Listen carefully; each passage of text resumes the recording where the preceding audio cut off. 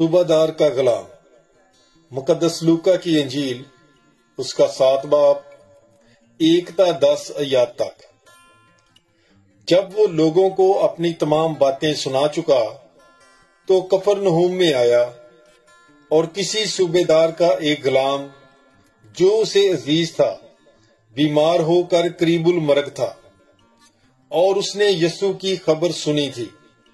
اس نے یہودیوں کے کئی بزرگوں کو اس کے پاس بھیج کر اس سے عرض کی کہ آ کر میرے غلام کو شفا بخش، اور انہوں نے یسوع کے پاس آ کر اس کی بڑی منت کر کے کہا کہ وہ اس لائق ہے کہ تو اس پر یہ احسان کرے، کیونکہ وہ ہماری قوم کو پیار کرتا ہے اور ہمارا عبادت خانہ اسی نے بنوایا ہے۔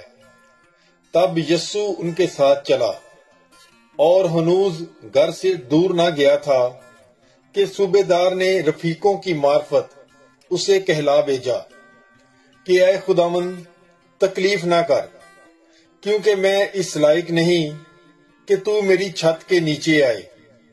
اسی سبب سے میں نے اپنے آپ کو بھی اس لائق نہ سمجھا کہ تیرے پاس آؤں، بلکہ صرف بات ہی کہہ دے تو میرا غلام شفا پائے گا، کیونکہ میں بھی ایسا آدمی ہوں جو دوسرے کے اختیار میں ہوں، اور سپاہی میرے متحد ہیں۔ جب میں ایک سے کہتا ہوں جا تو وہ جاتا ہے، اور دوسرے سے کہ آ تو وہ آتا ہے، اور اپنے غلام سے کہ یہ کر تو وہ کرتا ہے۔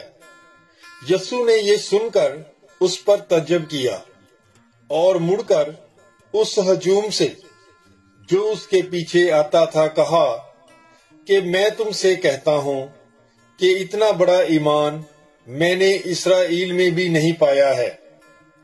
اور وہ جو بھیجے گئے تھے جب گھر میں پھر آئے تو اس غلام کو تندرست پایا۔ پاک کلام کے پڑھے اور سنے جانے پر خداوند کی برکت ہو۔ خدا کا شکر ہو۔ God bless you. Bible is life.